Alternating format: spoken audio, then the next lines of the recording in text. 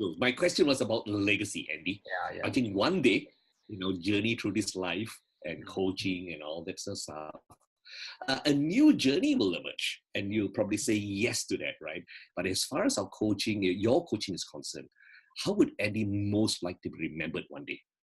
What a wonderful question. You know what's, I'll tell you what's evolved. I don't use the word change anymore. Change for me was my forced behaviors going against, I guess, or should I say, trusting myself more. I felt like it was change and forcing myself into a direction, right?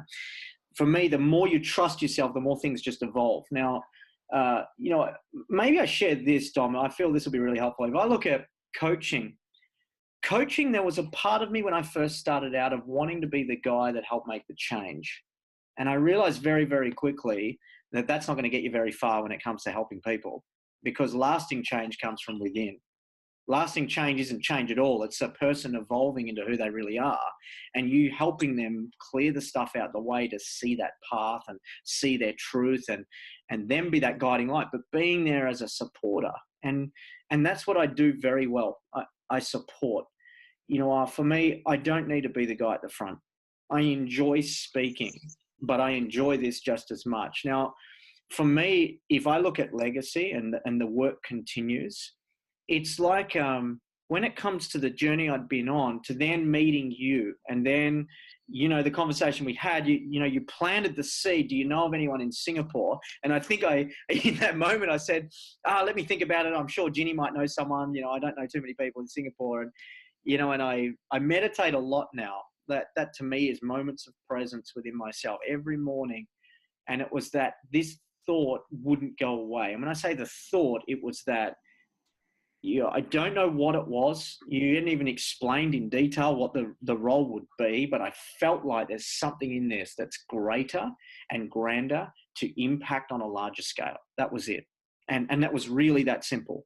And so, in saying yes to you and to Sue and to be part of this experience as EQ strategist, what's it allowed me to do, I believe, is play the game on a grander scale. And I say play the game, it's that when you coach an individual one-on-one, and that's someone which was typically someone that might have their own business, which will be a small to maybe an SME, maybe they're a sole proprietor, or maybe they're just working in a position and unfulfilled or whatever, and helping them see realizations, it maybe impacts a family, because their wife, their kids, and the leadership then it instills for their children or so on. Now we're impacting change on families en masse, because it's not just about an organization, is that those people go home to families. And when those people go home to families with what they've learnt and they've opened their mind to see and appreciate themselves for who they really are, what does that do for their families? And, when you're talking about companies with 6, 7, 10,000 employees, that's a legacy I want to leave. That's the impact I want to leave. That's where I feel we can really create that. We can really create that opportunity. And, and when there's people that come into their workplace fulfilled and purpose, you don't have to have something outside of your job to feel it. It doesn't matter what you do. These guys in this moment that fix the drainage in the chicken coop, right? Like, they're probably very output orientated, right?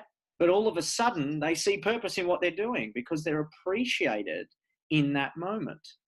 And so I want to share that gift on scale. So I want to turn that switch on for as many people, mate. And alongside EQ, it's a wonderful platform to live and experience that.